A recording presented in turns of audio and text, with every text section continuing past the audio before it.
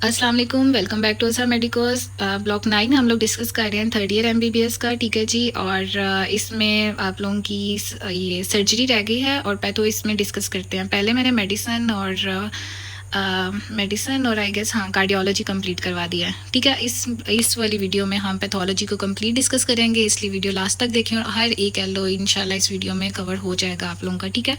इसमें 3 ही हैं एलोज, cardiac tumour और 3 टॉपिक्स हैं, ठीक है। और उसके आगे से एलो है। अब ये सारा कुछ आपने ध्यान से सुनना है, इसकी एक एक चीज़ आप लोगों का एलो में इन्वॉल्व है, ठीक है। चलें स्टार्ट करते हैं। हाँ जी, कार्डियक ट्यूमर पहले आ गया। कार्डियक ट्यूमर को डिफाइन पहला एलो होगा आप लोगों का, ठीक है। कार्डियक ट्यूमर सब क्या होते हैं कि हार्ट के अंदर जो है ट्यूमर क्या होता है, नॉर्मल प्रोलिफरेशन होती है सेल की, कहाँ पे कार्डियक है तो विद इन द हार्ट, ठीक है जी। और इसको क्लासीफाई आप लोगों ने करना है कि हार्ट के जो ट्यूमर कार्डियक ट्यूमर्स हैं वो प्राइमरी भी होते हैं और सेकेंडरी भी होते हैं। ज़्यादातर सेकेंडरी होते हैं, लेकिन जो प्राइमरी हैं, प्राइमरी बहुत रेयर होते हैं, लेकिन प्राइमरी जो है ना, ठीक है जी, प्राइमरी जो हार्ट के अंदर ही होते हैं रेयर, लेकिन सेकेंडरी जो कहीं से like breast cancer, lung cancer mostly यहाँ पे हार्ट में आया होता है, ठीक है जी। आगे देखें।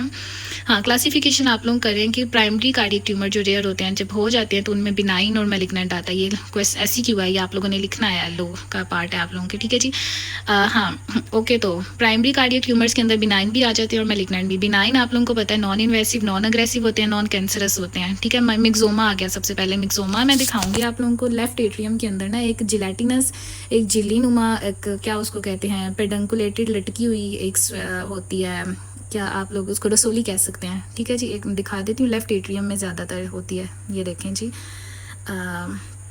दिस इज़ मिक्सोमा और इसकी ज़्यादा क्लियर पिक्चर, हाँ ये देखो, ये लेफ्ट एट्रियम के अंदर ज़्यादा कॉमन है ये, ठीक है जी।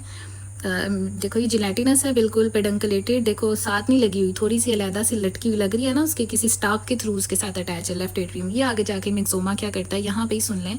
इसकी कॉम्प्लिकेशन ये है कि ये यहाँ लेफ्ट एट्रियम में प्रेजेंट है, तो आगे ये जो वॉल्व है, ये जो रेड कलर की नज़र आ रही है, ये मिट्रल वॉल्व, इसकी ऑब्स्ट्रक्शन करवा देता है, इसको बंद करवा दे। जब ये बंद हो जाएगी तो लेफ्ट एट्रियम से लेफ्ट वेंट्रिकल में नहीं जाएगा, लेफ्ट वेंट्रिकल पंप नहीं करेगा, कार्डियक आउटपुट कम हो जाएगी। कार्डियक आउटपुट कम होगी, बॉडी को कम मिलेगा ब्लड, तो सिनकपी हो जाएगा, फेंट हो जाएगा पेशेंट। फेंट मतलब ब्रेन को ब्लड कम मिल जा रहा है, तो लॉस ऑफ कॉन्शियसनेस हो जाएगा, ठीक है। जिसकी आपने याद रखनी है इसकी कॉम्प्लिकेशन मिक्सोमा की। मिक्सोमा है क्या, जिलेटिनस सा मैस है, पेडंकुलेटेड और लेफ्ट एट्रियम के अंदर नॉर्मली तो नहीं, सॉरी, पैथोलॉजिकली प्रेजेंट होता है, ठीक है जी। इसमें आ गया मिक्सोमा मोस्ट अडल्ट के अंदर, लेकिन जब बच्चे पैदा होते हैं और छोटे बच्चों में और इन्फेंट्स के अंदर ना रेब्डोमायोमा जो है ना वो कॉमन है, ठीक है जी। रेब्डोमायोमा, मायोमा मतलब मसल्स का ट्यूमर होता है। रेब्डोमायोमा बिल्कुल ये वेंट्रिकल्स के अंदर होता है, नोड्यूलर होता है, उसकी झिल्ली-नुमा नहीं होता जो मैंने मिक्सोमा का बताया। रेब्डोमायोमा भी बल्कि आप लोग देख ही लें, फिर ज़्यादा अच्छी समझ आती है डायग्राम से। दिस इज़ रेब्डोमायोमा, ये नोड्यूलर है, ये देखिए, और वेंट्रिकल्स के अराउंड है, ठीक है। तो इसकी कॉम्प्लिकेशन में भी वेंट्रिकुलर एरिथमिया हो जाएगा। ये अभी बिनाइन आप लोगों को बता रही हूँ। बिनाइन में आ गया आपका मिक्सोमा और जी रेब्डोमायोमा, ठीक है। फाइब्रोमा भी होता है, ये देखें जैसे यहाँ पे फाइब्रोमा हुआ है हार्ट का, दिस इज़ फाइब्रोमा, ठीक है। सेकंड मोस्ट कॉमन कॉज है ये इसकी कार्डियक ट्यूमर की, बिनाइन के अंदर आ जाते हैं। बिनाइन को कैसे आपने डिफाइन करना है, it is a non cancerous tumour present in, myxoma है तो present in left atrium, rhabdomyoma it is a non cancerous tumour और present in ventricles, around ventricles, and it is nodular. और आपने बताना है कि ये नॉन कैंसरस है, बिनाइन है, इसको मैलिग्नेंट नहीं कह देना, ठीक है जी। फाइब्रोमा मैंने दिखा दिया। लाइपोमा भी होता है बहुत कम, ये लाइपोमा भी मैस ऑफ क्या, दिस इज़ लाइपोमा, कभी कभी होता है, बहुत रेयर है कि मसल्स के अंदर फैट सेल्स की अकोमुलेशन हो जाती है, ये भी ट्यूमर है, ठीक है जी। ये 4 आपने बिनाइन के अंदर लिखने हैं जो इस हार्ट के अपने अंदर होते हैं, ठीक है जी। प्राइमरी मैलिग्नेंट के अंदर आपने बताना है एंजियोसार्कोमा। एंजियोसार्कोमा जो हार्ट की वेसल्स हैं उनके एंडोथीलियल से, उनके अराउंड जो एंडोथीलियल सेल्स होते हैं उनका कैंसर हो जाता है, ठीक है। ये अब कैंसरस है, मैलिग्नेंट मतलब कैंसर है, it is an aggressive and invasive cancerous tumour, ठीक है जी, जो इफेक्ट करता है endothelial cells of the endothelial lining cells of the blood vessels, ठीक है। आगे रेब्डोमायोसार्कोमा, अब ये आप लोग क्या इसको डिफाइन करेंगे, it is malignant invasive aggressive tumour of the heart muscles, ठीक है जी। मायोमा मसल्स का मेनली ये क्या करता है कि जो मीजनकाइमल, आपके मीजनकाइमल और रीजन को अफेक्ट करता है, वहाँ से ये कैंसर स्टार्ट होता है। मीजनकाइमल सेल्स आगे डिफ्रेंशिएट नहीं हो पाते इस मायोसाइट्स में, और मायोसाइट्स आगे से मसल सेल नहीं ठीक बन पाते, ठीक है। यहाँ से आपने आपने इसका स्टार्ट लेना है कि कैंसर होता है मीसेनकाइमल सेल्स का, जो आगे मायोसाइट्स में डिफ्रेंशिएट नहीं होते हैं। यूपीएस के जैसे घरों में लगे होते हैं, यूपीएस से आप मेलिग्नेंट में करें अनडिफ्रेंशिएटेड प्लियोमार्फिक सार्कोमा, ये बहुत रेयर होता है, कुछ भी नहीं है, सिंपल जिस तरह का रेब्डोमायोमा बस इन्फेंट्स में, और इसकी इतनी प्लियोमार्फिक है, डिफरेंट शेप्स का है, इसको इतना नहीं करना, ठीक है जी। बिनाइन में मिक्सोमा, रेब्डोमायोमा, फाइब्रोमा लाइपोमा, और मेलिग्नेंट के अंदर एंजियोसार्कोमा, रेब्डोमायोसार्कोमा, और जो है अनडिफ्रेंशिएटेड यूपीएस प्लियोमार्फिक सेल्स आ गया। हाँ जी, ये फाइब्रोमा की आगे पिक्चर, दिस इज़ लाइपोमा, ठीक है। अब ये मैं आप लोगों को आगे जाके भी दिखाऊंगी। हाँ, ये मेरे ख्याल से बल्कि आगे वाली पिक्चर है एक, स्पाइडर शेप सेल्स आगे, मिक्सोमा। हाँ, मिक्सोमा देखें इस तरह के, आगे जाके मैं बताऊंगी। मिक्सोमा के अंदर जो पेडंकुलेटेड मैस होता है उसके अंदर डिफरेंट जो है वो स्ट्रक्चर्स होते हैं, स्पिंडल शेप सेल्स होते हैं। नेक्स्ट जाके मैं आप लोगों को दिखाती हूँ मिक्सोमा की एक पिक्चर, दिस इज़ रेब्डोमायोमा। हाँ, अच्छा देख लें एक बार। हाँ, ये इन सब चीज़ों के पीछे जेनेटिक और मॉलिक्यूलर रेगुलेशन क्या है, रेगुलेशन सॉरी मैकेनिज्म, इसके पीछे पैथोफिजियोलॉजी इसकी क्या है, इनकी कार्डियक ट्यूमर्स की क्या होता है कि अक्सर जो है ना कार्ने कॉम्प्लेक्स, ये कभी भी नहीं भूलना है, कार्ने कॉम्प्लेक्स और एक आगे ट्यूबर सिक्लोरोसिस, इसमें भी जो है ना ये एक ऐसा कॉम्प्लेक्स है, 3 चीज़ों का कॉम्प्लेक्स है, जिसमें होती है, यहाँ पे देखें, स्किन के ऊपर पिगमेंटेशन हुई होती है, एंडोक्राइन ट्यूमर होते हैं, और साथ मिक्सोमास। देखो ये ऐसा कॉम्प्लेक्स है जिसमें मिक्सोमा होता है। जिन लोगों को कार्ने कॉम्प्लेक्स होता है ना, उनके अंदर ज़्यादा चांसेस है मिक्सोमा होने के।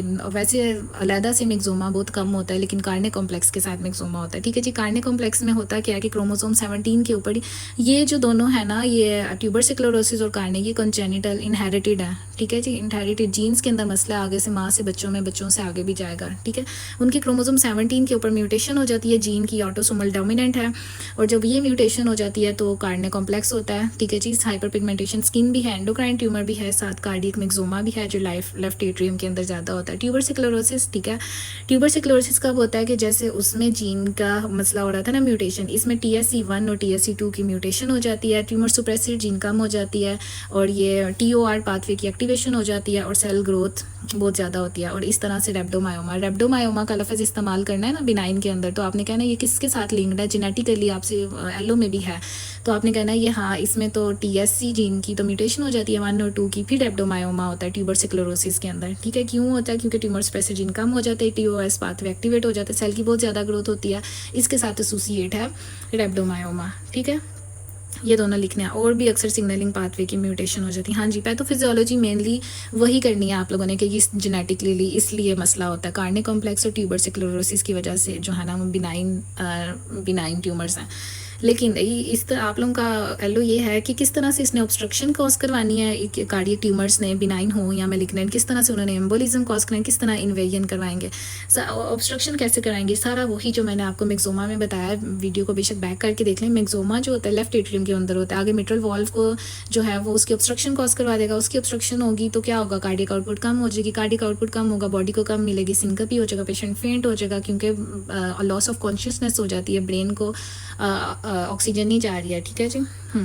डिस्निया हो जाएगा, उसका heart failure, Aahista Aahista cardiac output ही नहीं है, हार्ट पंप ही नहीं कर रहा, आगे मिट्रल वॉल भी ब्लॉक हुई है, तो ऑब्स्ट्रक्शन हुई है, ये ऑब्स्ट्रक्शन की कॉम्प्लिकेशन, ठीक है जी। एम्बोलाइजेशन के जरिए कैसे, अब ये जो बना हुआ है यहाँ पे ये मिक्सोमा या रेब्डोमायोमा नोड्यूलर, ये जहाँ भी प्रेजेंट होगा अक्सर टूट जाता है, थ्रोम्बाइन से डिटैच हो जाते हैं, अलग हो जाते हैं, और जाके कहीं लग जाते हैं, वहाँ जाके भी फिर ये जहाँ भी एम्बोलाए जाएगा वहाँ स्ट्रोक करवाएगा। जैसे ये अब अगर आगे को प्रेजेंट है, जैसे वेंट्रिकल्स के अंदर रेब्डोमायोमा के अंदर ये प्रेजेंट है, तो पीछे पल्मोनरी एडिमा कॉज करवा देगा। अगर ये मिक्सोमा है तो ये लेफ्ट एट्रियम के अंदर प्रेजेंट है, लेफ्ट एट्रियम का अगर में नहीं जा रहा, ज़ाहिरी बात है, तो उससे पीछे जाएगा, उससे पीछे पल्मोनरी एम्बोलिज्म कॉज, एम्बोलस उसका टूट के थोड़ा सा पार्ट लग जाएगा, पीछे पल्मोनरी एम्बोलिज्म कॉज करवा देगा, ठीक है जी। इन्वेजन हमेशा तो आप लोगों ने याद रखना है मेलिग्नेंट की होती है, ठीक है। मेलिग्नेंट मेटास्टेसिस हमेशा मेलिग्नेंट, बिनाइन कहीं नहीं जाएगा, ना रेब्डोमायोमा, ना मिक्सोमा, ना फाइब्रोमा, ना लाइपोमा, ये वहीं पे रहेंगे। लेकिन इन्वेजन कौन करता है? मेलिग्नेंट, जिसमें आ जाते हैं एंजियोसार्कोमा और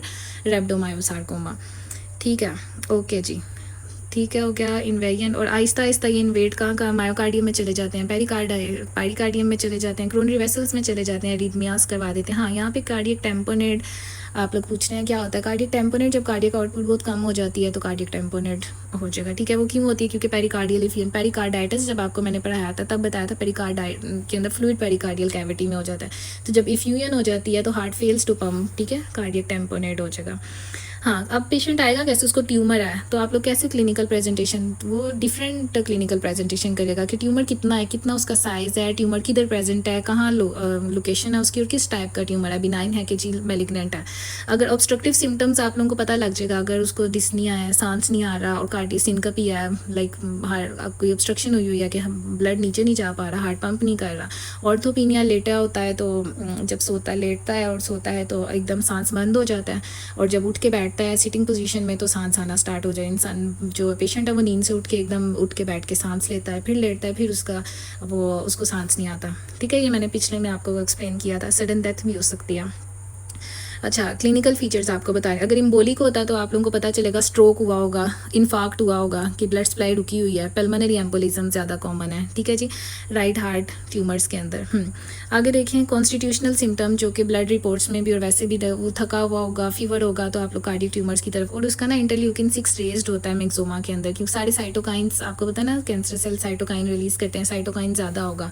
ठीक है जी, वेट लॉस साथ। हाँ, अब एग्जाम्पल इसकी स्पेसिफिकली क्या है कि अगर मिक्सोमा प्रेजेंट होगा ना तो आप लोग देखेंगे कि उसके अंदर ऑब्स्ट्रक्टिव तीनों चीज़ें होंगी, ऑब्स्ट्रक्टिव सिंड्रोम्स भी आ रही क्योंकि लेफ्ट एट्रियम के अंदर वो प्रेजेंट है, मिट्रल वॉल्व को क्लोयर करेगा, वही चीज़ें फ्लाम आगे कार्डियक आउटपुट को कम करेगा, सिनकपी वगैरह, ऑब्स्ट्रक्टिव सिंड्रोम भी आएंगे, एम्बोलिक इवेंट्स भी आएंगे क्योंकि पीछे सारा जो इसका अगर टूट जाता है मिक्सोमा का थोड़ा सा पार्ट तो एक पल्मोनरी एम्बोलिज्म कॉज करवा देता है। ठीक है, और साथ में और कॉन्स्टिट्यूशनल सिंड्रोम उसके साथ में मिक्सोमा के अंदर तीनों चीज़ें प्रेजेंट है, साथ मलेज भी है, फीवर भी है, साइटोकाइंस भी ज़्यादा है। रेब्डोमायोमा में ना, रेब्डोमायोमा इतना याद रखना है, इन्फेंट का एमसीक्यूज आ जाए, एससीक्यू आ जाए तो आपने रेब्डोमायोमा करना है। ठीक है, आगे रेब्डोमायोमा आगे अरिथमियास करवा देता है क्योंकि इसमें वेंट्रिकल्स के साइड्स पे प्रेजेंट होता है ज़्यादातर जी। तो एंजियोसार्कोमा, एंजियोसार्कोमा क्या है कि अगर मैंने बताया वेसल्स की, हार्ट की वेसल्स की वॉल के एंडोथेलियल सेल्स के अंदर अगर मसला हो जाए, ट्यूमर आ जाए, उनकी नॉर्मल प्रोलिफरेशन हो जाए, आगे जाके भी मैं एंजियोसार्कोमा डिटेल में पढ़ाऊंगी, तब वो क्या करेगा, right side right atrial mass के अंदर, राइट एट्रिया के अंदर ज़्यादा होता है तो राइट हार्ट फेलियर करवा देगा।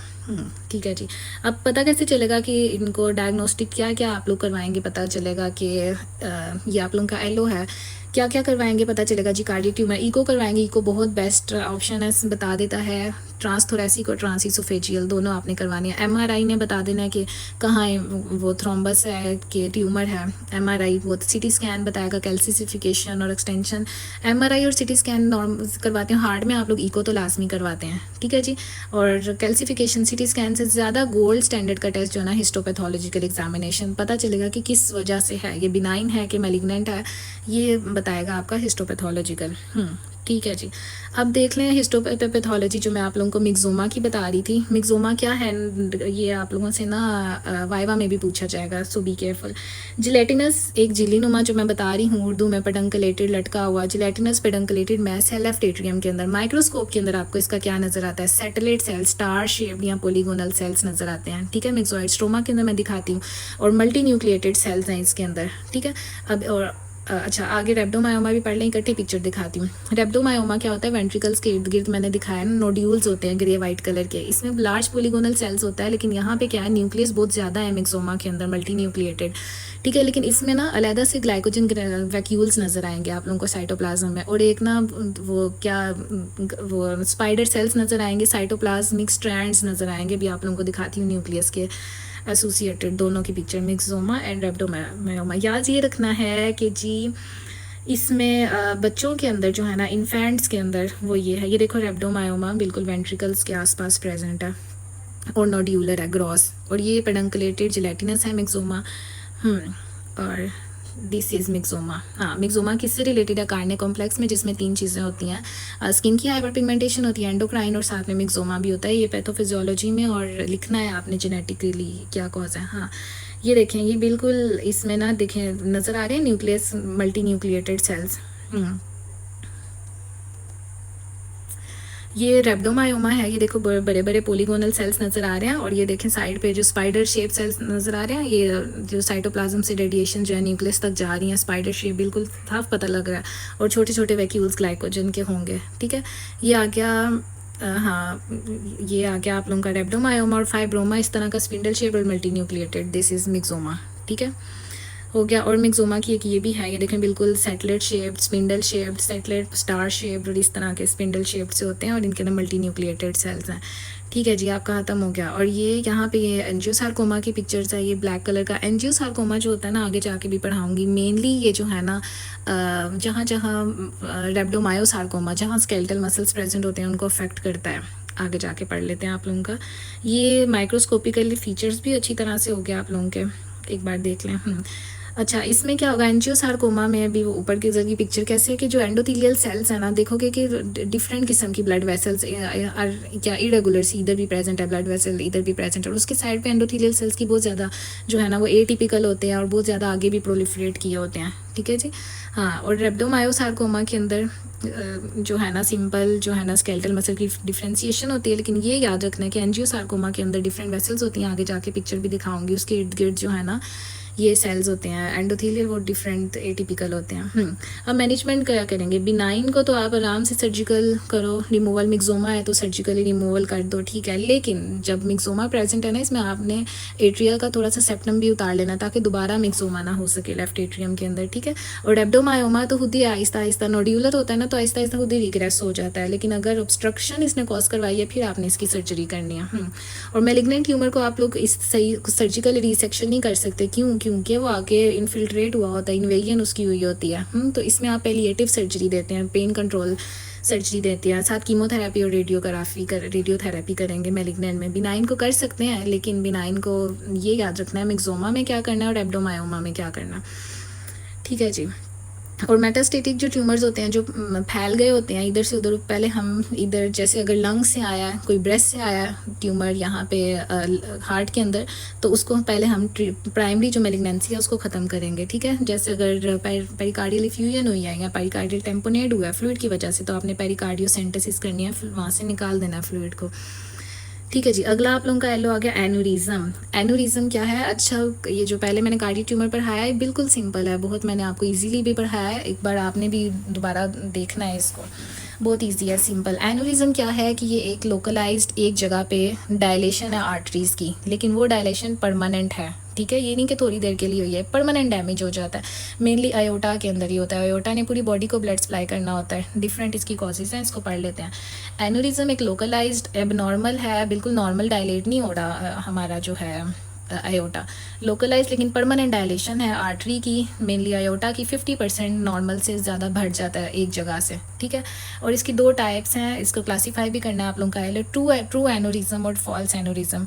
ट्रू एनोरिज्म में 3 वॉल जो आर्टरीज की होती हैं, इंटीमा, मीडिया और एडवेंटिशिया, तीनों की तीनों लेयर्स की डायलेशन हो जाती है, मसला ख़राब हो जाता है, तो ट्रू एनोरिज्म है, ठीक है। जैसे अब अगर एग्जांपल मैं एग्जांपल आगे जाके भी पढ़ लेते हैं, जैसे इतना याद रखेंगे एब्डोमिनल एओर्टा के अंदर ना आर्थेरोस्क्लेरोसिस होती है, आगे भी बार बार बताऊंगी। और साइफिलस जो एक बीमारी है, टर्शरी साइफिलस, उसमें ज़्यादातर जो है ना वो थोरेसिक एओर्टा इन्वॉल्व होता है, उस वजह से ट्रू एनोरिज्म तीनों की तीनों वॉल्स डैमेज हो जाती हैं, डायलेशन हो जाती है उन तीनों की। फॉल्स एनोरिज्म में क्या होता है, एक छोटा सा ब्रीच आता है वेसल की वॉल में, आर्टरी की वॉल में, और फिर वो ब्लड जो है ना वहाँ से निकलता है और हीमाटोमा बना देता है ल्यूमन के साथ, ठीक है, कम्युनिकेट कर जाता है ल्यूमन के साथ। लेकिन इतना बताना है कि उस सैक के अंदर जो उसने हीमाटोमा बनाया है, उस ब्रीच की वजह से जो ब्लीडिंग हुई है, उसमें वेसल की वॉल का कोई इंटीमा मीडिया का पार्ट नहीं होगा, ठीक है, वो अलग से एक ब्लड वहाँ से निकला होगा। ट्रू में तीनों की डायलेशन है और फॉल्स में सिर्फ एक ब्रीच हुआ है, ठीक है। आगे देख लेते हैं, हाँ ये नॉर्मल है, ये ए वाली डायग्राम में। और बी में देखें, ये देखें थोरेसिक एओर्टा की इस तरह से एनोरिज्म हुई हुई है, डायलेटेशन हुई हुई है। और एब्डोमिनल एओर्टा इधर से ही देखो, ये एब्डोमिनल एओर्टा यहाँ पे हुआ है, मोटा हुआ, और ये साथ में देखिए किडनी प्रेजेंट है। मैं बताऊंगी ये जब होता है डिस्टेंड होता है तो ये यूरिटर्स को कंप्रेस कर देता है, ये इसकी कॉम्प्लिकेशंस हैं। हाँ अब देखें, इसको बाद में पढ़ते हैं। मॉर्फोलॉजिकली आप लोग ट्रू फॉल्स एनोरिज्म आपने देख लिया, उसकी टाइप्स। अब उसको क्लासीफाई कैसे करें एनोरिज्म को, एक मॉर्फोलॉजी की बेस पे करते हैं और इटियोलॉजी की बेस पे करते हैं। मॉर्फोलॉजी ये आप लोगों का एलो है कि कुछ सेक्यूलर होते हैं कि बिल्कुल सर्कुलर सा दोनों तरफ से हुई हुई है, डायलेशन हुई है, ठीक है जी। फ्यूजिफॉर्म होते हैं लाइक स्पिंडल शेप, दोनों तरफ से बंद और सेंटर से बैलून की तरह फूला हुआ स्पिंडल शेप्ड हुई है, ठीक है। बाय इटियोलॉजी ये नहीं आप लोगों ने बोलना, इसको आप लोग याद करें SMC से, सियालकोट मेडिकल कॉलेज है ना, SMC से। पहले मैं बता लूँ, एथेरोस्क्लेरोटिक एन्यूरिज्म होता है। जब एथेरोस्क्लेरोसिस हो जाता है एओर्टा के अंदर, तब एओर्टा जो है ना वो डायलेट हो जाता है। हाइपरटेंसिव एओर्टा जो है उसके अंदर इतना, हाइपरटेंसिव पेशेंट्स के अंदर क्या होता है, बहुत ज़्यादा ब्लड फ्लो होता है, तो आहिस्ता आहिस्ता वेसल की वॉल्स डैमेज हो जाती है। वो इतना उनके अंदर इतनी एबिलिटी नहीं होती है एओर्टा की वॉल्स के अंदर कि वो इतने ज़्यादा ब्लड फ्लो को अपने अंदर से गुजरने दे, पास करने दे, उल्टा वो डैमेज हो जाती हैं उसकी वेसल की वॉल, और वो डायलेट कर जाती है, ठीक है। और जैसे कि थोरेसिक एओर्टा के अंदर होता है ज़्यादा एथेरोस्क्लेरोटिक जो एनोरिज्म है वो एब्डोमिनल एओर्टा, एब्डोमेन के अंदर जितना एओर्टा के अंदर हुआ है एंड डायलेशन हुई होती है वो ज़्यादातर 90% जो है वो एथेरोस्क्लेरोसिस की वजह से हुई होती है। जो हाइपरटेंसिव उनके अंदर थोरेसिक एओर्टा की डायलेशन हुई होती है। और किसी भी इन्फेक्शन की वजह से माइकोटिक एनोरिज्म भी हो सकता है, कंजेनिटल एनोरिज्म भी हो सकता है। जैसे सर्कल ऑफ विलिस का बैरी एनोरिज्म होता है, माँ से को भी होता है, बच्चे को भी होता है, आगे आगे कंजेनिटल चलता आ रहा है, ठीक है। Congenital aneurysm dilation of aorta भी होते हैं, और कुछ आर्टरीज वेसल्स की।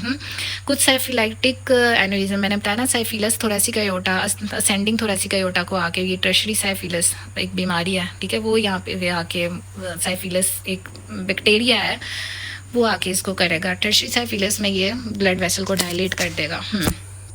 तो इसको एसएमसी से साइफिलस की वजह से थोरेसिक एओर्टा डैमेज होता है।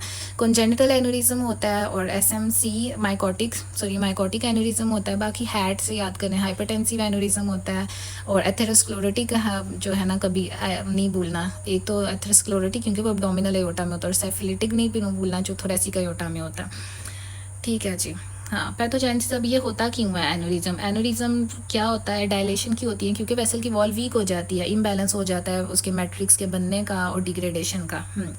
अच्छा, एक कह लो आप लोगों का इसको मार्फन सिंड्रोम के साथ रिलेट करें एनोरिज्म को। देखो, अब मार्फन सिंड्रोम में क्या होता है, फिब्रिलिन प्रोटीन 1 का FBN1 जीन का जो है ना डिफेक्ट हुआ होता है। जब फिब्रिलिन प्रोटीन नहीं होती है तो आगे से कनेक्टिव टिश्यू नहीं बनता है। जब कनेक्टिव टिश्यू नहीं बनता है तो कनेक्टिव टिश्यू से ही बनी होती हैं हमारी वेसल्स, तो वेसल्स की वॉल्स थिक होती हैं, थिन हो जाती हैं, आहिस्ता आहिस्ता डिग्रेड हो जाती हैं, क्योंकि फिब्रिलिन प्रोटीन ही नहीं है, ना आगे से कोलेजन बन रहा है, ना आगे से जो है ना वो कनेक्टिव टिश्यू सपोर्ट कर पा रहा है हमारी वेसल्स को। तो आहिस्ता आहिस्ता वेसल की वॉल वीक होती जाती है। उन वीक वॉल में से जब हाई ब्लड फ्लो गुजरेगा, हाइपरटेंसिव जब पेशेंट होगा, तो इतना तो वॉल्स बर्दाश्त नहीं करेंगी, क्योंकि वॉल्स आगे डिजेनरेट हो रही हैं आहिस्ता आहिस्ता। जब इतना ज़्यादा ब्लड फ्लो होगा तो वो डायलेट हो जाएंगी permanently. This is called aneurysm, और ये जो है लाइफ थ्रेटनिंग भी है।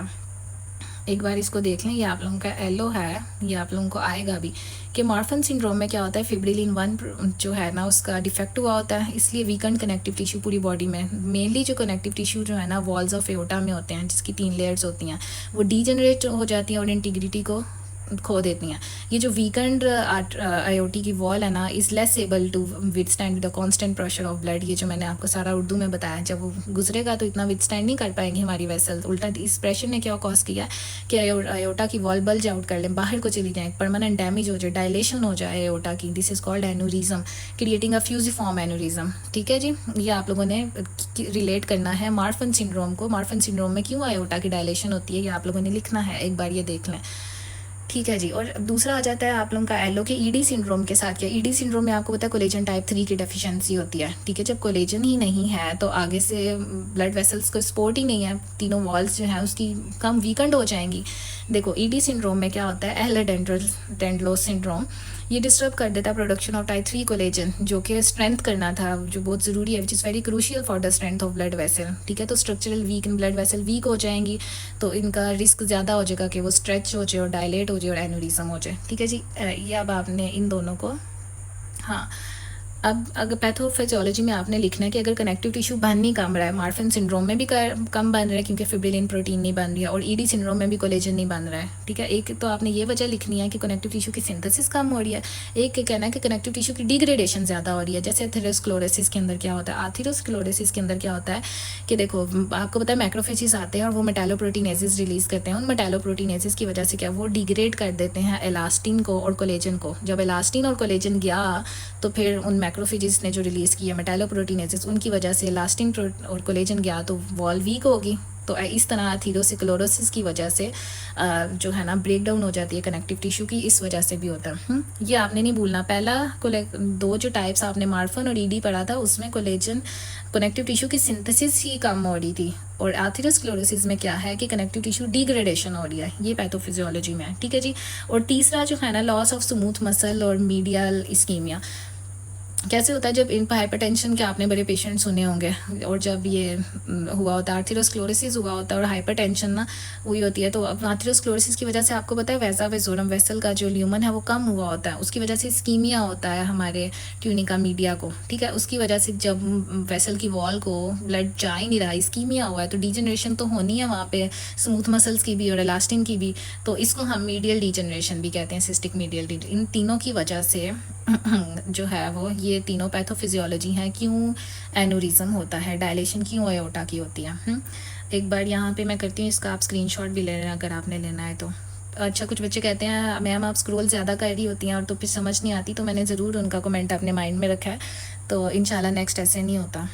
प्रीडिस्पोजिंग फैक्टर्स में देखें कि किनको ज़्यादा एनुलिज्म डायलेशन ऑफ एओर्टा हुआ होता है, जिनको आर्थेरोस्क्लेरोसिस होती है, क्योंकि वो मैक्रोफेजेस आते हैं, वो आके कोलेजन और इलास्टिन को खा जाते हैं, ठीक है जी। हाइपरटेंशन के ब्लड फ्लो इतना ज़्यादा होगा, वेसल वॉल वीक हो जाती है और डायलेट हो जाती है वहाँ से, तब भी एनोरिज्म हो जाता है। स्मोकिंग की वजह से एनोरिज्म भी होता है, ठीक है। सबसे पहले आपने जब मैनेजमेंट भी एनोरिज्म की करनी है, स्मोकिंग को उसे कहना है कि स्मोकिंग को सीसेट कर दे, छोड़ दे, ठीक है। ट्रॉमा की वजह से भी होता है, और बाकी कंजेनिटल कनेक्टिव टिश्यू डिसऑर्डर जिसमें ईडी सिंड्रोम और मार्फन सिंड्रोम आता है, कंजेनिटली भी कनेक्टिव टिश्यू ठीक नहीं बना। जब कनेक्टिव टिश्यू नहीं होगा तो वेसल की वॉल वीक हो जाएंगी, और उनसे जब ब्लड फ्लो गुजरेगा तो वो डायलेट हो जाएंगी और एनोरिज्म हो जाएगा, विच इज़ लाइफ थ्रेटनिंग, ठीक है जी।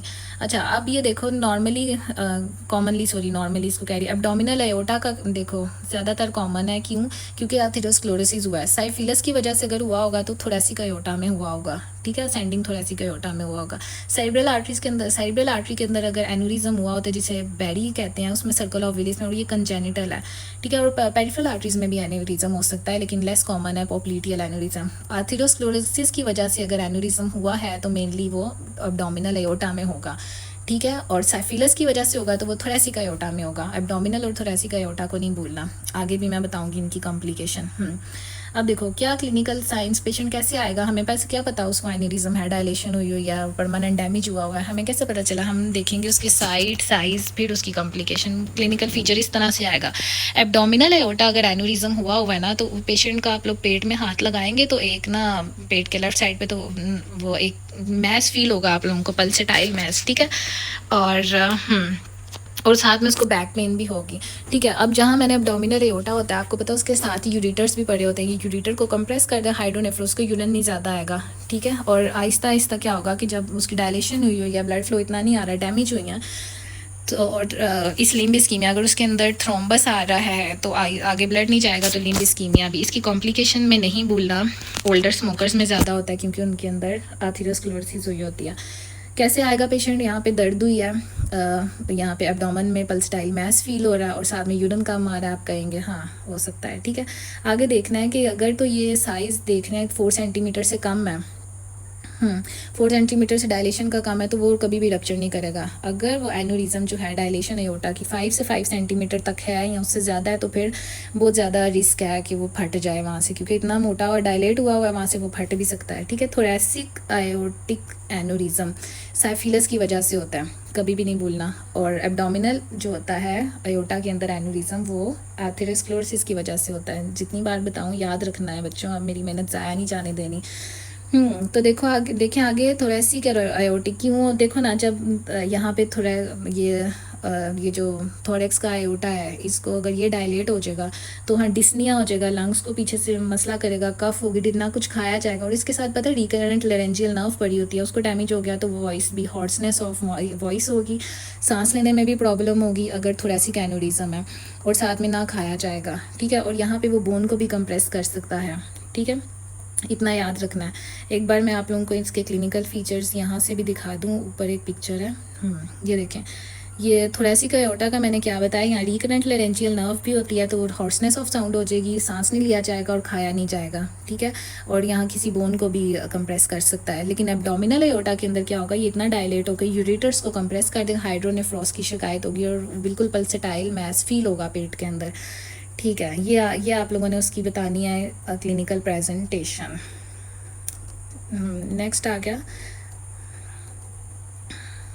सेरिब्रल एनोरिज्म अगर हो तो क्या होगा, अगर सेरिब्रल तो सबएराक्नॉइड हेमरेज, क्योंकि वो फट भी सकता है, ठीक है। ये आई गेस मैंने आपको पिक्चर नहीं इसकी दिखाई है, मिलती है तो दिखाती हूँ, ठीक है। इसके साथ सीवियर हेडेक होगी। और अगर नीचे अगर किसी पेरिफेरल आर्टरी का एनोरिज्म हो गया होता है, जैसे पोप्लीटियल, तो लिम्ब का इस्कीमिया, क्योंकि थ्रोम्बोसिस वगैरह हुई होती है। ये एक बार देख लें, स्क्रीनशॉट ले लें, फिर पीडीएफ आप लोग ले रहे होते हैं तो यहाँ से ये मैंने बिल्कुल आप लोगों की जो रॉबिन्स है वहीं से पढ़ा है, लेकिन अगर कुछ रॉबिन्स से नहीं मिलता तो वो आप यहाँ से इसका स्क्रीनशॉट ले लें वीडियो को रोक के। कॉम्प्लिकेशन क्या है, अब ये जो एनोरिज्म है, डायलेशन हुई हुई है, ये फट भी तो सकती है, फट जाए तो फिर हेमरेज होगा पेरिटोनियम के अंदर भी, पेरिटोनियम के पीछे भी। और डाइसेक्शन, ये नहीं भूलना कि जो ब्लड है ना, डाइसेक्शन मतलब अभी शायद मैंने पॉइंट छोड़ दिया एक, नहीं वो आगे आएगा। डाइसेक्शन मतलब कि अगर ब्लड जो है ना, इंटीमा को डैमेज हो गया है, tunica intima, inner most layer of the vessel को, तो ब्लड जो है ना ये वॉल्स के दरमियान इकट्ठा हो जाएगा, सही है, डिफरेंट इंटीमा और मीडिया या एडवेंटिशिया के दरमियान, ठीक है। और ये बहुत लाइफ थ्रेटनिंग है। और इसकी वजह थ्रोम्बस की वजह भी हो सकता है, इसकी कॉम्प्लिकेशन में थ्रोम्बस हो जाए तो इस्कीमिया हो जाएगा, उस पार्ट ऑफ बॉडी को सप्लाई नहीं होगा, ठीक है। और दूसरे स्ट्रक्चर्स को, जैसे एब्डोमिनल एओर्टा ने कंप्रेस कर दिया यूरेटर को, तो ये डायलेट होकर दूसरी अदर स्ट्रक्चर्स को कंप्रेस भी कर सकता है, फट भी सकता है, और ब्लड इसका इधर से अपनी वॉल्स के दरमियान भी जा सकता है। कॉम्प्लिकेशन में इसमें थ्रोम्बस भी आ सकता है, ये कॉम्प्लिकेशंस हैं। और वॉल्व्यूलर डिजीज़ भी हो सकती है। देखो थोरेसिक एनोरिज्म के अंदर क्या है, एओर्टिक रीगर्जिटेशन, बजाय आगे जाने के, वहाँ डैमेज है वॉल तो वो पीछे आता है, रीगर्जिटेट पीछे आता जाता है, ठीक है। वॉल्स की डिजीज़ भी होगी। ये आ गया जो मैं ढूंढ रही थी, आयोटिक डाइसेक्शन, इसको कहते हैं इंटीमल टीयर। अगर कोई ट्यूनिका इंटीमा को डैमेज हो गया है किसी भी वजह से डियर, तो ब्लड जो है ना वो डाइसेक्ट हो जाएगा, ट्यूनिका मीडिया में एक फॉल्स चैनल बना देगा। ये ज़्यादातर उनके अंदर होता है जिन मिडल एज मैन, जो 50-60s के जो आदमी होते हैं, हाइपरटेंशन के मरीज़ होते हैं उनमें, ठीक है, जिनको ईडी और मार्फन होता है, उनमें प्रेगनेंसी, लेट प्रेगनेंसी में भी ऐसे हो सकता है कि इंटीमा को डैमेज हो जाए, क्योंकि ब्लड फ्लो इतना ज़्यादा होता है, आर्टरीज इतनी नहीं सह सकती, ठीक है। आगे देखिए क्या क्लासिफिकेशन है इसकी आयोटिक डाइसेक्शन की। ये जो बीमारी आपको बताई है, टाइप ए अगर असेंडिंग आयोटा इन्वॉल्व हो, टाइप बी अगर डिसेंडिंग आयोटा अगर ये डिसेंडिंग आयोटा के अंदर मसला हो। टाइप बी के अंदर आ जाता है लेफ़्ट सबक्लेवियन आर्टरी, इसके बिल्कुल डिस्टल होती है, इसलिए जो है ना ये लेफ़्ट सबक्लेवियन आर्टरी का भी मसला होगा। हाँ जी, तो आएगा पेशेंट, हमें पता कैसे चलेगा कि एओर्टिक डाइसेक्शन है, बिल्कुल उसे फटी हुई दर्द, टीयरिंग वाली पेन होगी चेस्ट पे और बैक पे, अक्सर माइग्रेट भी करेंगी, क्योंकि जैसे जैसे ब्लड डिफरेंट वॉल्स में जाता जाएगा उसको ब्लड होगी, ठीक है। और कभी कभी रप्चर भी हो जाता है, जिसकी वजह से पेरिकार्डियम जो है टेम्पोनेट वगैरह हो जाएगा। ठीक हो गया। डायग्नोसिस एनोरिज्म का कैसे बनाते हैं, सबसे पहले तो अल्ट्रासाउंड से आप लोगों को पेट का करवाएंगे अल्ट्रासाउंड, तो पता चलेगा एब्डोमिनल एओर्टा एनोरिज्म ए, ठीक है। सिटी एंजियोग्राफी, सिटी आपको बताया, एंजियोग्राफी करवाएंगे, गोल्ड स्टैंडर्ड टेस्ट है, एनोरिज्म कितना है, कितना डाइसेक्ट हुआ है, सारा कुछ सिटी एंजियोग्राफी में बेस्ट होगा, ठीक है। एमआरआई बताएगा कि कितना कुछ जो डाइसेक्शन है, कहाँ तक ब्लड आगे माइग्रेट होकर पहुंचा हुआ है, एक्सीलेंट डायग्नोसिस है। एक्सरे करवाएंगे, एक्सरे में हमें पता है मीडियास्टिनल वाइडनिंग हुई है कि वो यहाँ से फैला हुआ है, ठीक है। सबसे पहले तो अल्ट्रासाउंड बेस्ट है, और सिटी एंजियोग्राफी भी जो है ना, सिटी स्कैन से ही पता लगेगा कि जो एनोरिज्म का क्या साइज़ है, कितना रप्चर हुआ है, कितना डाइसेक्ट हुआ है, बाकी एमआरआई भी, ठीक है जी। अब मैनेजमेंट आप क्या करेंगे, सबसे पहले बीपी को कंट्रोल करें, क्योंकि ब्लड प्रेशर जो है ना नॉर्मल जाए, ज़्यादा हाइपरटेंसिव ना हो, हाइपरटेंशन से ब्लड ज़्यादा फ्लो करेगा और तेज़ रफ्तार से तो जो आर्टरीज़ है वो तो डैमेज होंगी, ठीक है। ब्लड प्रेशर को कंट्रोल करें, स्मोकिंग को स्टॉप करें, क्योंकि स्मोकिंग एब्डोमिनल एओर्टा को डैमेज करती है, एब्डोमिनल एओर्टा एनोरिज्म का एक है। और एथेरोस्क्लेरोसिस को भी ट्रीट करें।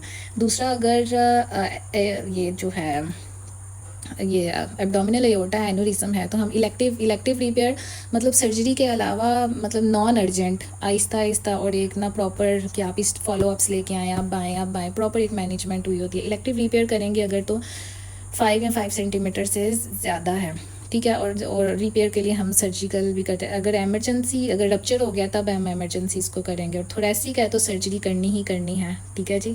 और डायसेक्शन में टाइप ए के अंदर करेंगे, जिसमें तो असेंडिंग थोरेसिक अयोटा, आपको पता है टाइप ए जो है ना, वो मैंने बताया नहीं है, वो जानलेवा है, ठीक है। इसमें हम इमरजेंसी सिचुएशन है टाइप ए वाला, अगर डायसेक्शन जो है वो असेंडिंग थोरेसिक अयोटा में है, ठीक है। इसमें एंटी हाइपरटेंसिव थेरेपी भी देंगे, सर्जरी भी देंगे। अगर डिसेंडिंग थोरेसिक अयोटा में है तो वेज़ोडायलेटर्स दे दो, मैनेजमेंट कर देंगे बीटा ब्लॉकर से, ठीक है। टाइप ए और टाइप बी भी। ये आप लोगों का एन्यूरिज्म डन हो गया, भूलना नहीं है। ये मैं आहिस्ता आहिस्ता लेके जा रही हूँ, ज़रा रोकना है तो रोक लें। एक चीज़ आपको यहाँ से दिखाने लगी हूँ। एन्यूरिज्म मैंने लास्ट में ना ऐड कर दी हो एन्यूरिज्म को, बिल्कुल लास्ट पे होगा अगर इधर नहीं है जी। अगला एलो आप लोगों का आ जाता है एंजियोमा वाला। देख लेते हैं पिक्चर किधर गई है इसकी। This is angiosarcoma. I guess नहीं है पिक्चर उसकी, ठीक है। जो दिखाना चाह रही थी इतना ज़रूरी नहीं था। आगे वेस्कुलर ट्यूमर्स आ गए आप लोगों के। वेसल्स का कौन कौन सा ट्यूमर होता है? वेस्कुलर ट्यूमर मतलब एक proliferation, normal proliferation of cells from the endothelial cells या स्पोर्टिंग स्ट्रक्चर्स, ठीक है। जेनेटिकली क्यों होता है? जब एंजियोजेनेसिस रिलेटेड जीन्स की म्यूटेशन हो जाए ना, तब होता है। इसमें कभी भी नहीं भूलना MYC एम्पलीफिकेशन। एंजियोसार्कोमा वेसल के ट्यूमर्स में आप लोगों को बहुत बड़ा नाम एक दिखेगा, एंजियोसार्कोमा, जो कि कब होता है कि जब हम पोस्ट रेडिएशन, कोई रेडिएशन वगैरह हमने करवाई है, उसके बाद एंजियोसार्कोमा होता है, क्योंकि रेडिएशन की वजह से MYC जीन खराब हो जाती है। MYC, ठीक है। तो वो MYC जो है ना, वो एंजियोसार्कोमा कॉज करवा देती है। किस तरह से? कि जो एंडोथेलियल सेल्स होते हैं ना, एंजियोसार्कोमा मतलब एंडोथेलियल सेल्स का इन्वेसिव और क्या फैलने वाली जो है ना, कैंसरस ट्यूमर हो जाता है किसका? Endothelial cells of the vessels, ठीक है। क्या करेगा? एंडोथेलियल सेल्स के अंदर जो DNA को डैमेज कर देगा वहाँ पे, ठीक है। ऑक्सीडेटिव स्ट्रेस प्रोड्यूस कर देगा, तो इसलिए एंडोथेलियल सेल्स डैमेज हो जाएंगे। सेकंड मोस्ट इंपॉर्टेंट है ट्यूबर स्क्लेरोसिस के अंदर TSC1 और TSC2 जीन, जो मैंने आप लोगों को पहले बताया, ठीक है। TB, ये आप लोगों ने इसको रिलेट करना है रेब्डोमायोमा के साथ भी, ठीक है जी। ये नहीं भूलना जेनेटिक म्यूटेशन में एक तो एंजियोसार्कोमा क्यों है, और जो है ना TSC, ये जेनेटिक लिखना है आप लोगों ने पेपर में वहाँ पे। और कुछ इन्वायरमेंटल फैक्टर्स की वजह से भी ये वेस्कुलर ट्यूमर हो जाते हैं, जैसे कि रेडिएशन अगर ले लो, जैसे रेडिएशन लिया मैंने बताया MYC जीन की हो जाती है म्यूटेशन MYC की, तो एंजियोसार्कोमा कॉज करवा सकती है। केमिकल कार्सिन, केमिकल्स की वजह से भी वेस्कुलर ट्यूमर हो जाता है, जैसे आर्सेनिक क्या करता है? ये भी जो है ना वेसल्स के एंडोथेलियल सेल्स को डैमेज करता है। और इस तरह PVC भी, पॉलीविनाइल क्लोराइड, ये भी हिपैटिक लीवर के अंदर एंजियोसार्कोमा कॉज करवाता है, ठीक है। और कुछ इन्फेक्शन सब आप लोगों का ये कह लो, कैपोसिस सार्कोमा, ये नहीं भूलना क्यों होता है? ह्यूमन हर्पीज वायरस 8 की वजह से होता है। ये मैं आगे जाके बताती हूँ। ये पूरी बॉडी के अंदर जहाँ जहाँ होता है, स्केलेटल मसल वहाँ पे होता है। और पर्पलिश रेड से कलर का ना नोड्यूल्स बने होते हैं ज़्यादातर लोअर एक्सट्रीमिटीज़ के अंदर, ब्रेस्ट के अंदर भी और लोअर टांगों के ऊपर भी। अभी मैं आप लोगों को उसकी पिक्चर दिखाती हूँ, ठीक है। ये क्या करेगा? ये वायरस कैपोसिस सार्कोमा का क्या आप लोग इटियोलॉजी या पैथोफिजियोलॉजी लिखेंगे कि जो वायरस है ना, ये वाला ह्यूमन हर्पीस वायरस 8 वाला, ये इनकोड करता है उस प्रोटीन को, लाना प्रोटीन, आगे जाके मैं दिखाती हूँ। तो ऐसी प्रोटीन जिसने प्रमोट करना है कि ज़्यादा से ज़्यादा एंडोथेलियल सेल की प्रोलिफ्रेशंस हो और एपोप्टोसिस ना हो। एपोप्टोसिस लाइक ज़्यादा से ज़्यादा बनते जाएँ, प्रोलिफ्रेट करके ट्यूमर बना दे, उल्टा नॉर्मल एपोप्टोसिस उसकी ब्लॉक कर देता है, ठीक है। और HIV जितने पेशेंट इम्यूनोसुप्रेसेंट होते हैं उनके अंदर बहुत ज़्यादा, ये नहीं भूलना है कभी भी, इम्यूनोसुप्रेसेंट जो पेशेंट्स हैं उनके अंदर भी बहुत ज़्यादा वेस्कुलर ट्यूमर्स होते हैं, सॉरी। तो ये एक बार स्क्रीनशॉट ले लें। वेस्कुलर ट्यूमर क्यों होते हैं? जेनेटिक म्यूटेशन एंजियोसार्कोमा में, MYC, और ट्यूबर स्क्लेरोसिस के अंदर जो है ना TSC1 और 2, और हिमेंजियोमा जो है फैमिलियल है। और इन्वायरमेंटल रेडिएशन एक्सपोजर की वजह से ये आपने लिखना है, CQ का एक पार्ट आ जाता है कि इसके लिखें causes.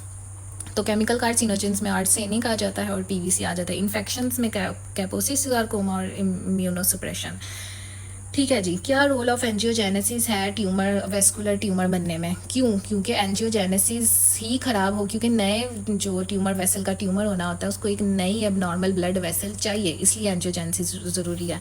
Tumours require new vascularisation, एक नई एबनॉर्मल जो है ना वेसल चाहिए टू ग्रो, ठीक है। एंडोथीलियल सेल प्रोलिफरेशन, क्योंकि ट्यूमर होते ही तब है अराइज जब डिसरेगुलेट हो जाती है एंडोथीलियल सेल की प्रोलिफरेशन, बिल्कुल जो है रेगुलेट नहीं हो पाती, अनकंट्रोल्ड हो जाती है प्रोलिफरेशन उसकी।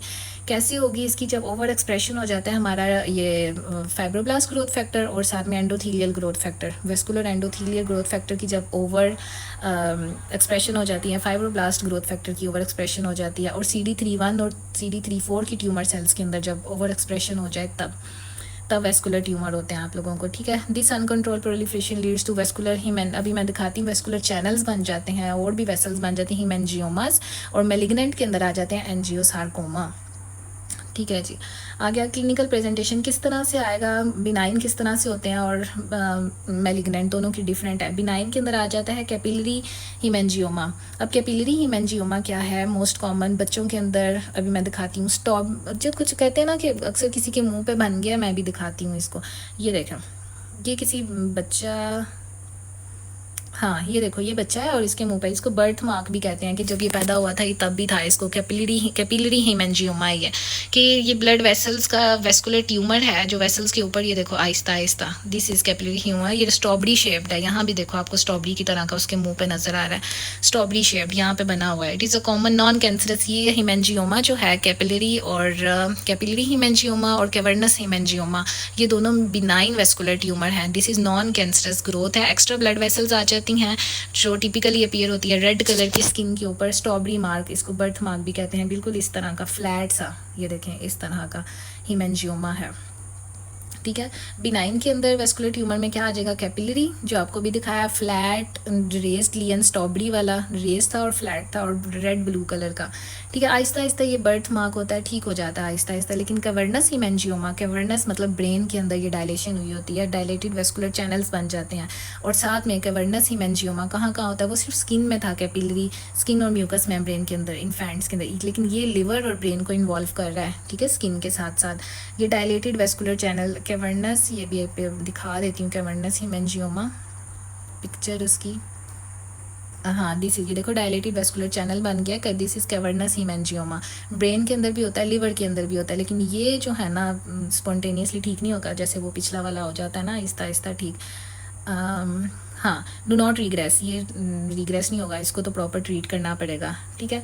और दूसरे इंटरमीडिएट ग्रेड के ट्यूमर अभी मैं पढ़ाऊँगी, कैपोसी सार्कोमा आ जाता है, ये देखो कैपोसी सार्कोमा ह्यूमन हेर्पीस वायरस की वजह से होता है, जिसने क्या कॉज करवाना होता है कि बहुत ज़्यादा प्रोलिफ्रेशन करवाता है, सेल्स की प्रोलिफ्रेशन होती है, पोप्टोसिस कम होती है, और लाना जीन, लाना प्रोटीन की वजह से पर्पल रेड कलर के नोड्यूल स्किन के ऊपर होते हैं, नॉर्मल जो है ना अक्सर कॉमनली जो है ना वो ये टांगों के ऊपर और पाँव के ऊपर। मैं दिखाती हूँ कैपोसी सार्कोमा। ठीक है। यहाँ ही हम कैपोसी सार्कोमा कर लेते हैं अपना।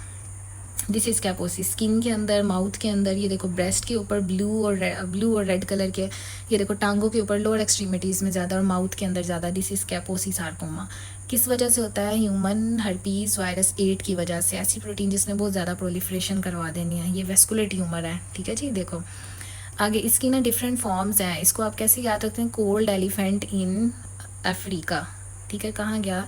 कैपोसी सार्कोमा, हाँ इसकी पूछे जाएंगे, इसके वेरिएंट्स भी आप लोगों से। तो मतलब कूल एलिफेंट्स इन अफ्रीका, कैसे कि क्लासिक फॉर्म होती है, एंडेमिक होती है, आइट्रोजेनिक होती है, इन से आई और ए से अफ्रीका। क्लासिक जो इसकी कैपोसी सार्कोमा ओल्ड मैन के अंदर होता है, एंडेमिक कैपोसी सार्कोमा जो है ना अफ्रीकन्स के अंदर होता है, आइट्रोजेनिक ट्रांसप्लांट के बाद होता है कैपोसी सार्कोमा, किसी ट्रांसप्लांट हुआ बाद में हुआ, और एड्स एसोसिएटेड भी होता है कि एड्स के बाद जिन्हें HIV होता है, इम्यूनोसप्रेसेंट्स के अंदर बहुत ज़्यादा ये चांसेस हैं होने के कैपोसी सार्कोमा। ठीक है जी। ये आपने याद करना है। क्लासिक, एंडेमिक कहाँ पे? अफ्रीकन्स के अंदर है। ठीक है। लेकिन ये लियंस जो है ना कैपोसी सार्कोमा जिनकी पिक्चर्स दिखाई है, ये विजरास में भी चले जाते हैं एड्स पेशेंट्स के अंदर। ठीक है। आगे मैलिग्नेंट ट्यूमर, ये आप लोगों के हो गए बिनाइन, जिसमें मैंने कैपिलरी हीमेंजियोमा जो कि सिर्फ स्किन के ऊपर रेस्ड फ्लैट सा लियन था, स्ट्रॉबेरी और बर्थ मार्क इसको कहते हैं, रिग्रेस हो जाता है। कैवर्नस हीमेंजियोमा मैंने जो ब्रेन के अंदर डायलेटेड वेस्कुलर चैनल्स हैं, साथ ब्रेन और लिवर इन्वॉल्व है। इंटरमीडिएट और बाकी कैपोसी सार्कोमा जो मैंने बताया ये तीनों के तीनों बिनाइन है, they are non invasive and non aggressive and non cancerous. अब आ गया एंजियो सार्कोमा जो कि कैंसरस मेलिग्नेंट ट्यूमर है वेसल्स का, ये अग्रेसिव भी है और इन्वेसिव भी है, फैलता भी है। मेलिग्नेंट एक जगह से मेलिग्नेंट है, मेटास्टाइज भी करता है एक जगह से दूसरी जगह भी, ठीक है। और ये कहाँ पे होता है, ब्रेस्ट के ऊपर, लिवर के ऊपर, स्किन पे हो सकता है। ब्रेस्ट पे कब होता है एंजियोसार्कोमा, जब रेडिएशन के बाद, और लिवर में कब होता है कि जब हम यूज़ करते हैं केमिकल कार्सिनोजिन जैसे आर्सेनिक हो गया या पीवीसी एक्सपोजर हो गया, ठीक है। अच्छा, जिनको लग रहा है आहिस्ता पढ़ानी वो प्लीज़ इसको तेज़ कर लें, क्योंकि मैं जो काफ़ी बच्चों ने बोला है कि जो है ना आप बहुत तेज़ और शॉर्ट पढ़ाती हैं, तो आप ज़रा आराम आराम से पढ़ाया करें, ठीक है। तो अब इसी तरह चलेगा, तो आप लोग इसको तेज़ कर लें वीडियो को। हाँ, और अभी ये एक होगा क्या, बल्कि ये अभी नहीं आप लोगों ने पढ़ना।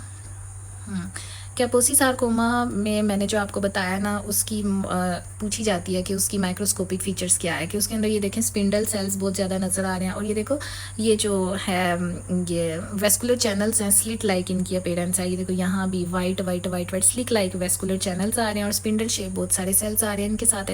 आरबीसीज भी देखो बहुत ज़्यादा एक्स्ट्रा वेजिटेटिव है, इस पिक्चर में क्लियर है। आरबीसीज भी बहुत ज़्यादा, उसके अंदर हीमोसिड्रिन लेडन, मतलब हीमोसिड्रिन मैंने पिछली वीडियो में भी बताया था, हीमोसिड्रिन जब हीमोलाइसिस होती है तो ये टूटता है हीमोग्लोबिन आयरन कॉम्प्लेक्स में, जो मैक्रोफेजेस जाके उस आयरन कॉम्प्लेक्स को पकड़ते हैं, हीमोसिड्रिन को पकड़ते हैं, तो वो हीमोसिड्रिन लेडन मैक्रोफेजेस कहलाते हैं, ठीक है।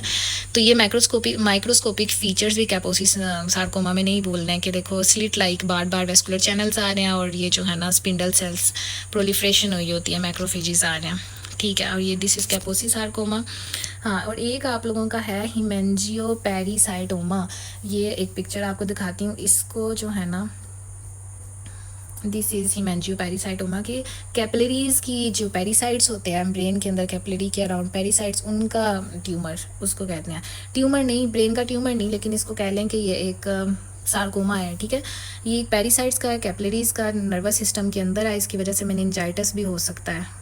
दिस इज हिमेंजियो पेरिसाइटोमा, ये भी मेलिग्नेंट है, ठीक है। इसको एक नया नाम आजकल दिया जा रहा है सोलिटरी फाइब्रस ट्यूमर, ठीक है। ये पेरिसाइट ओरिजिन का है और मेनिंजिस करेगा। अब मेलिग्नेंट में वेस्कुलर ट्यूमर में क्या आ गया, हिमेंजियोमा तो ऊपर में था, कैपोसी सार्कोमा भी उसमें था, हिमेंजियोमा में 2 कैपिलरी और कैवर्नस आ गया, और लेकिन इसमें जो मेलिग्नेंट है उसमें आप लोगों ने पढ़ा एंजियोसार्कोमा, और नेक्स्ट जो है ना वो पढ़ा हीमो पेरिसाइटो, क्या नाम पड़ा था, हीमोपेरिसाइटो एंजियोमा।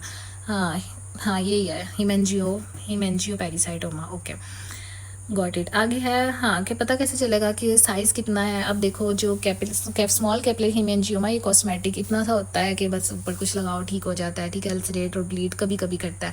कैवर्नस हिमेंजियोमा जो ब्रेन और लीवर में उसका फटने, क्योंकि वो डायलेशन हुई होती है क्या वेस्कुलर चैनल्स की, तो आपने कहना कि ये रिस्क ऑफ रप्चर है। कैपोसी सार्कोमा में स्किन के लियंस है, अभी जो मैंने दिखाया जो इंडेमिक, क्लासिक, इंडेमिक, आइट्रोपिक होते हैं, इसकी वेरिएंट्स होते हैं। इम्यूनोसप्रेसेंट पेशेंट्स के अंदर ये ज़्यादा होता है, क्योंकि उसमें हर्पीज़ वायरस जाएगा, हर्पीज़ वायरस 8 वाला लेना एक प्रोटीन है, उसको ख़राब करेगा। वो प्रोटीन क्या करेगी, एक्टिवेट होकर सेल्स की, एंडोथेलियल सेल्स की बहुत ज़्यादा प्रोलिफरेशन करवाएगी और एपोप्टोसिस को ब्लॉक करवाएगी। और इसके माइक्रोस्कोपिक फीचर्स क्या हैं, कैसे, एक तो नोड्यूल्स, क्रॉस में क्या है, नोड्यूल्स नज़र आएंगे टांगों के ऊपर, माउथ के अंदर, ब्रेस्ट के ऊपर पर्पल रेड कलर के।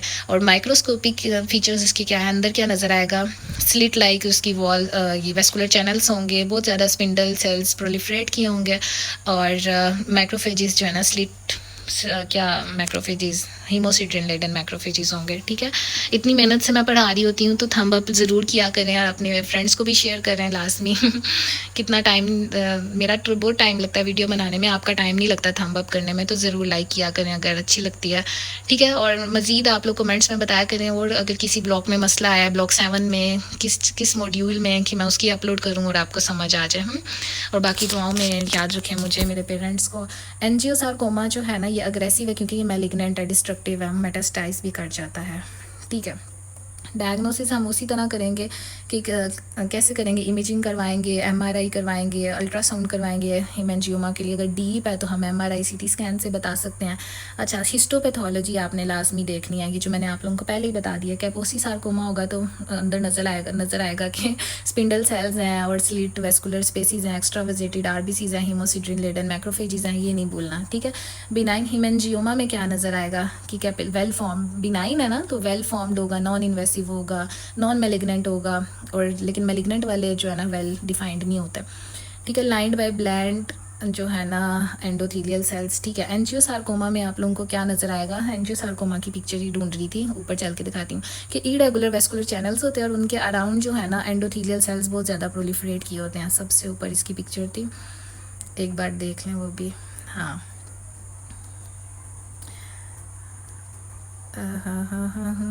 किधर है, यही पिक्चर है, देखो। एबनॉर्मल जो है ना वो, एक सेकेंड, हाँ एबनॉर्मल, ये देखो बार बार जो इसके अराउंड देखें कितने ज़्यादा ये प्रेजेंट है। एंडोथीलियल्स है वो एटीपिकल और बहुत ज़्यादा प्रोलिफरेट कर गई। सेंटर में देखें ना बिल्कुल बार बार वेस्कुलर चैनल्स है, लेकिन उनके अराउंड ये एंडोथीलियल सेल्स हैं, ठीक है जी। एंजियोसार्कोमा, ये भी एंजियोसार्कोमा है। ये वाली जो पिक्चर है म्यूकस मेम्ब्रेन के ऊपर जहाँ जहाँ पे ये मसल्स हैं उधर, बल्कि ये दिस इज़ रेब्डोमायोसार्कोमा, सॉरी मुझे जो है ना वो जहाँ पे स्केलेटल मसल्स है ना वहाँ रेब्डोमायोसार्कोमा, जैसे आइज़ के अंदर हो गया, जेनिटल में हो गया, माउथ के अंदर हो गया, ये नहीं भूलना, इसको मैं सॉरी कर रही थी ज़रा इधर उधर, ठीक है। हिस्टोपैथोलॉजी की बेस पे आपने इनको कर लिया। हाँ, एंजियोसार्कोमा में आपने देख लिया इरेगुलर वेस्कुलर चैनल्स थे, उनके अराउंड एटिपिकल एंडोथीलियल सेल्स थे, ठीक है। और CD31 और 34 आपने देखना है कि एंडोथीलियल मार्कर्स हैं कि कोई ना कोई तो ट्यूमर यहाँ पे प्रेजेंट है। फैक्टर 8 एंटीजन देख लेना, वो भी एंडोथीलियल सेल मार्कर है। और ओवर एक्सप्रेशन देख लेनी है वेस्कुलर एंडोथीलियल ग्रोथ फैक्टर की, फाइब्रोब्लास्ट ग्रोथ फैक्टर की, ठीक है। और ये लाना है ये डायग्नोस्टिक सबसे ज़्यादा कैपोसी सार्कोमा में ह्यूमन हर्पीज़ वायरस 8 है, जिसने एक्टिवेट करवानी होती है लाना प्रोटीन 1 LAN ने लेट स्टेज में। लेटेंट जो इसका देख लिया, अभी एक प्रोटीन है जो लेटेंसी में ये जाके ह्यूमन हर्पीज़ वायरस 8 वाला जो है ना लेटेंट पीरियड में इसको एक्टिवेट करता है। ये प्रोटीन क्या करती है, आगे जाके सेल की प्रोलिफरेशन बहुत ज़्यादा करती है और पोप्टोसिस को कंट्रोल कर देती, ब्लॉक कर देती है। Thank you so much video देखने के लिए, और इसको ज़रूर ये देखें एंजियोसार्कोमा, इसको ब्लैक कलर का, इसको ज़रूर अपने फ्रेंड्स के साथ शेयर कर रहे हैं, ठीक है। और वीडियो को बार बार देखें, अगर तेज़ लग रही है तो इसको स्लो करके देखें, और स्लो सबको स्लो ही लगेगी तो 1.5 पे देखें। और कमेंट्स में लाजमी बताएं क्या चीज़ जो है ना वो लैक कर रही है आप लोगों को समझने में, और मुझे बताएं कि और किस चीज़ की आप लोगों को वीडियो चाहिए। थैंक यू सो मच, अल्लाह हाफिज़।